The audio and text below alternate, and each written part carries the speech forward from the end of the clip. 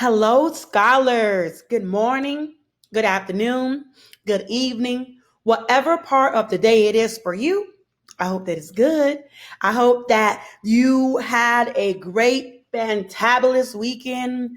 It has been a crazy start to a school year. First of all, we're virtual. Then we get a hurricane scare second week. But hashtag mama, we made it. And we made it to week 3. And I'm so excited to get started. So without further ado, I'm going to put myself in the corner and let's get into this week. So again, welcome to week 3. Today, we are going to talk about, and you guys will know the characteristics of a poem. You will understand different types of poetry, and you're going to be able to read and annotate. Remember how we annotate, highlight, underline a poem about America. All right. So we've been reading a couple of memoirs. We read When I Was Puerto Rican. Then we read That Is Not Who We Are. We talked about who we are. We talked about identity. We talk about identity in our community. So keep that in mind as we go into reading this poem about America. So to do, first we do our expectations. Then we're going to do our mindful minute so that we can set our intentions for this moment. We're going to talk about our do now. We're going to get into poetry a little bit, figure out what in the heck is figurative language. We're going to review our criteria for success for this assignment. Then we're going to closely read it with our complete comprehension, the poem America by Claude McKay. And then I'm going to let you Falcons fly to do your independent work. All right. So Beatitudes. I hope that I invite you all to say these things with me. The more we say it, the more we become it. I will be engaged. I will be respectful, not only to others, but to myself. I will be great. I will be myself. I will be beyond. All right. That is a perfect segue into our mindful minute. Set your intentions for this moment. When you're sitting down, hopefully you're sitting down in a space where you feel most comfortable. I know I'm sitting down, have my pillow that I'm most comfortable so that I can get into this work, so that we can get into this work. We know what we're doing. English, it's a lot of reading. There's writing that goes to it. It's a lot of thinking. So we're going to clear our minds of everything that's going around us, of COVID-19, of the past hurricanes, of the hurricanes that's looming out in the waters, or of anything that's going on around us, our families, our friends, anybody that's going on. For 1 minute, we're going to call attention to ourselves. All right? And we're going to play and just read the screen and breathe.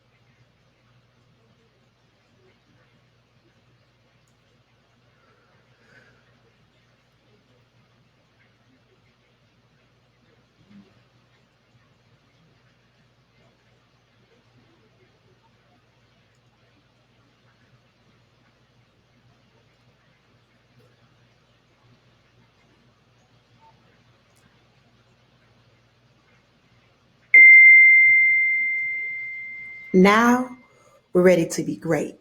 And I said, Miss Boy, why are you smiling? Because I can smell the fried chicken. And it just really helped my mindful moment. It just really brought me at peace. So hashtag Miss McCoy like to eat. All right, let's get into our do now. All right, so you're going to navigate. I'm going to go to the full screen so you all can see. But by now, you probably have already become masters of navigating Schoology from all the classes that you've had to navigate it. So whatever class period you're in, you're going to click on that, and we're in week 3. As you can tell, as you can recall last week, the class has become a must complete, meaning that you have to complete the assignments in order. In order to move on to the next assignment, you have to complete the assignment before that. That way I know that you all are actually getting the work. Okay? So we're going to click on Monday, August 31st, the very last day of this month. Ooh, time is moving so fast. And we're going to go into our Do Now folder. You're going to see that mindful minute at the top, and you're going to see the Claude McKay and the Harlem Renaissance era discussion. Click on that, and this is where we are. Okay, so now before we go down into the Harlem Renaissance era, Miss McCoy got to get ready because this is my favorite era in history. So I got to get my bowler hat and put on some pearls because if you got to go to the Harlem Renaissance era, you got to look the part. You know what I'm talking about? Yeah, I'm ready now. All right, let's play our background music, some jazz from that time. Let's talk about it. The Harlem Renaissance era was a time in the 1920s where Black culture was amplified. What is amplified? It was at the forefront of that time. It was a lot of intellectual, social, and artistic explosion in the Black community of Harlem, New York. Just like Harlem Renaissance, Harlem is literally the city in which it was the Mecca. We talked about the Mecca last class when we talked about that is the holy city and everybody likes to journey to the Mecca. This was the Harlem Renaissance era. Harlem, New York was the Mecca for Black people during the 1920s. There was a large migration of Black people after the Civil War, from the South coming to the North because that's where they felt the most free.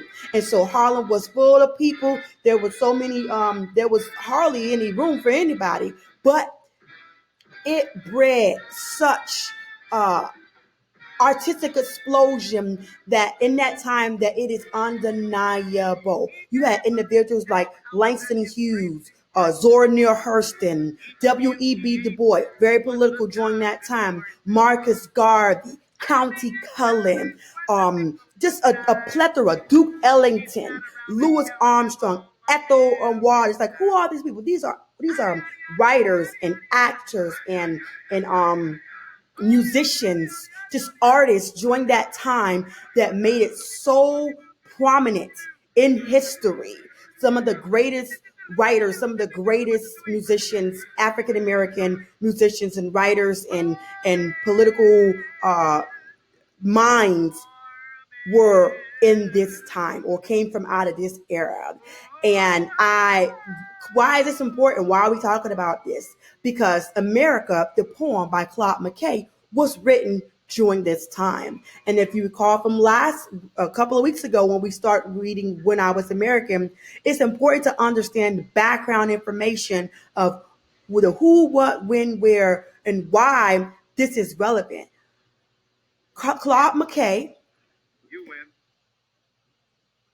was a Jamaican American. He was a novelist and a poet, and he played an important role during the Harlem Renaissance. During his time, during the Harlem Renaissance time, his poems they challenged white supremacy, white authority, and he celebrated his Jamaican culture. when in his writing. All this was prominent in his writing. He also wrote tales about the trials and tribulations of life as a black man in both Jamaica and America. So when we look at the poem America, we are looking at it from the perspective of a man in the 1920s and how he felt. So think of it as a memoir, but in poet form, right? Okay, so we're going to come right back to 2020. I'm going to put aside my pearls and let's get into what your do now activity entails. When you get to your do now activity, it's going to tell you to read the background information, which is just small little excerpt here of who Claude McKay was. He's the writer for our poem, America. Then you want to watch this video about the Harlem Renaissance era. It's about 4.5 minutes, but it's going to get a little bit deeper than what I did on who, the what, the when, the where, the why of the Harlem Renaissance era. Okay? After you do that, I want you to put on your thinking caps and think about how your identity and your community impact you today. Why is that important? This doesn't seem like it's relevant, Mrs. McCoy, because remember when I said Claude McKay wrote about what his identity and how it impacted him in the 1920s, right? So you're going to take what you see that Claude McKay, who Claude McKay was, think about the Harlem Renaissance era back in the 1920s, now come back to the future, think about who you are and what you've already done several times. Just think of it again, who you are in the year 2020 and how your community impact you. After you do that, write 5 sentences, complete sentences, please. This time there is no BRB, no BC, none of that. We're not going to use text talk. We're going to use complete sentences. We're going to capitalize proper nouns. We're going to capitalize I. We're going to capitalize the beginning of a sentence. We're going to use all of our draw the blank, but our periods and the exclamation points, our punctuations, we're going to use punctuations so I can know that that is the end of that period of that sentence. We're going to write 5 complete sentences on what you think. This is all about inferences. This is not something that you have to Google. It's not something, this is all your thought process based on the fact that who